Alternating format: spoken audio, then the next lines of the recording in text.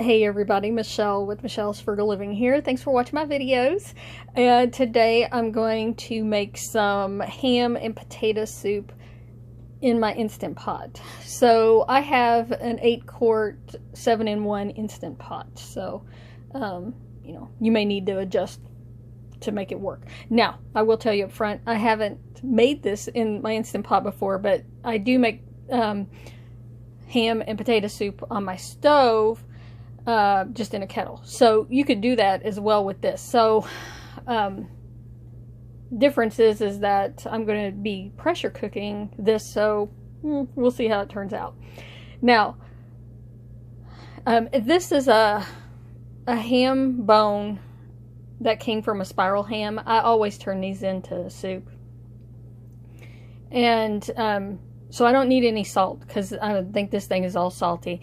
I am going to, for my stock, I'm going to do that first. I got some peppercorns. I chopped up an onion, and I got some of these carrots. I'm going to add a little bit of minced garlic. And I already got some water in here, and I have it on the saute right now so it warms this up and gets the water hot. It won't take as long to come up to pressure if it's already warm. There was a chunk of ham in there because there was some juice in the bottom of the bag when I took the ham out of the bag, and I just dumped it in there in the water. So I've got it filled up to just a little under the halfway mark in there because this ham bone's going to go in there, and hopefully it won't go past the 2/3 max mark right there. So be sure and read the instructions for your Instant Pot so that you know what you're doing. Yeah, so anyways, let me just add these. And then after I have the stock made, I'm going to put some potatoes in there. And then I'm just going to, it won't cook for much. It won't take much to cook that. Okay. Yeah, and that's cold because it's been in the refrigerator, but so that's another good reason to have the water heating up already. So I'm not up past my mark there, which is good. Okay, so I'm going to turn the saute off, and we'll get the lid on and make sure that it's in what do they call that mode? Sealing mode. Yeah. So I got the knob over in the sealing mode. Lid's on. And I'm going to do the soup and broth button. And I'm going to, since I haven't ever done this, I think, it's just a matter of just developing flavors and stuff. So I don't even know if I need 45 minutes, but that's what I'm going to do. I'm going to take the keep warm setting off. It's on high pressure because I want the steam to release, and I don't want it to stay warm particularly. So there we go. Okay. So now it's on, and I'll just have to wait. But in the meantime, I'm going to take this ham. See, these are the bits of the part that didn't get spiral cut. And I'll cube those up, take off some of this fat, and get that ready for when the stock gets done. And I'll go ahead and peel my potatoes, and I'll cut them up, and I'll cut up some more onions to put in there. Anyways, it's done. It's been 45 minutes. It did take about 15 or 16 minutes for it to come up to pressure before the 45 minutes started counting.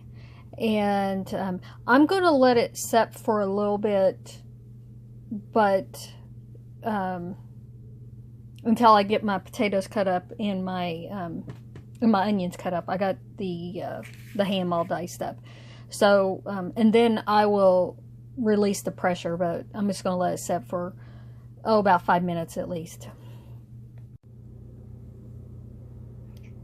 It's been about, I don't know, 7-8 minutes since the timer went off, and it's just been setting. The pressure valve is still up, which I would expect it to be. I'm going to go ahead and start releasing some pressure on it, and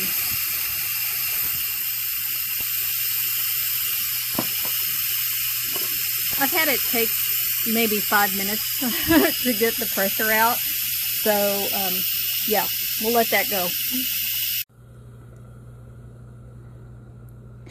It took about 5 minutes, maybe 6 minutes for all that pressure to get off. And now the little red thing is dropped. And it's safe to take the lid off of it now. It's going to be really steamy, so I'll open it away from me. I want some of that drip off. Okay. So, you can see it is bubbling away. So, what I want to do is, I'm going to just scoop all of this stuff out. I've got this ice cream bucket to dump it in. And I'll get that bones out. And then I'll put all my ham and my potatoes that I have diced up. And I made them in bite-sized pieces. And I'll oh, and I just roughly chopped up some onion there as well. So I don't know how many of our potatoes I had sitting over there. That's how many I got, and those 3 onions, and then all that ham. I am suspecting that all of that mass is, we'll have to see. But if I have to take some of the juice out to keep it below that line, I will take some of that out of there. But I haven't got the ham bone out, so let me get this cleaned out. Okay, so I got the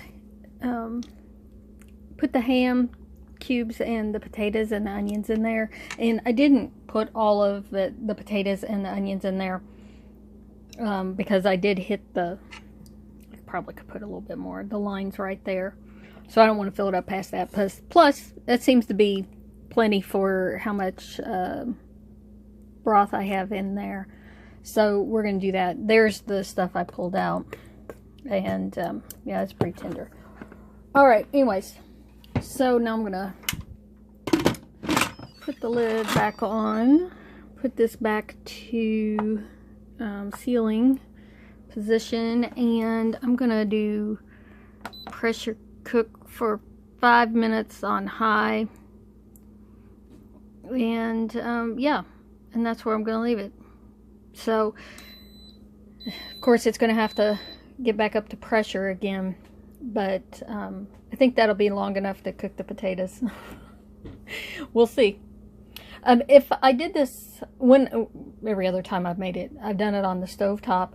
I probably let the bone, cook for like an hour and a half or something, simmering in the water just to get all the flavor and everything out of it. And that's worked. And then then I, clean the bones out and clean all that out of the liquid, and then I just stick everything back in there and then cook it until the potatoes are done. And that's how I do it on the stove. So anyways, we'll see how this turns out. All right, so the 5 minutes of cook time happened, and I had it on keep warm, so the numbers it's counting up on how long it's been since it went off. So anyways, I'm just gonna go ahead and cancel that, and the pressure hasn't come off of it, so I'm gonna have to go through releasing the pressure again, and then we'll look at it.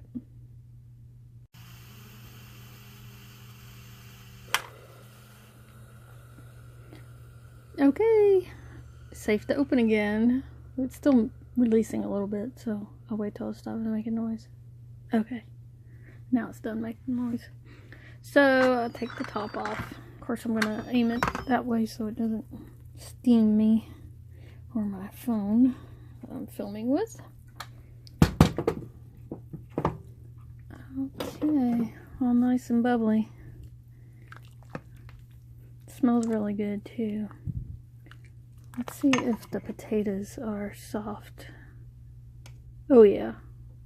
Yeah, 5 minutes was definitely long enough to get those potatoes cooked. Alright, I'll give it a try now. Okay, it's time to taste it. It's still kind of hot, but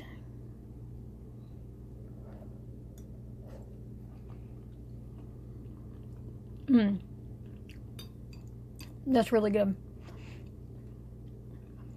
I think I need to add some pepper. And that's all I need to add.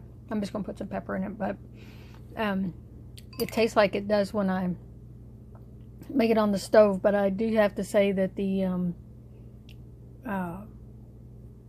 ham is a lot more tender than it is when I just do it on the stove. So yeah, that was successful. Although I think doing it on the stove is kind of easier than using this Instant Pot, just for the fact that it has to come up to pressure and then let off the pressure and then I had to do it again because otherwise the potatoes would have just been mush in there. But if I was doing it with some broth that I already had made, yeah, it wouldn't have taken much time at all, because, you know, to actually make the soup, it was just the 5 minutes of cook time. Then it would take about 10 or 15 minutes to come up to pressure, 5 minutes of cook time, and then you know, and then like 5 minutes or so to let the pressure off. So yeah, that was good. So, but that's the first time I made some soup in here in the Instant Pot. Talk to you later.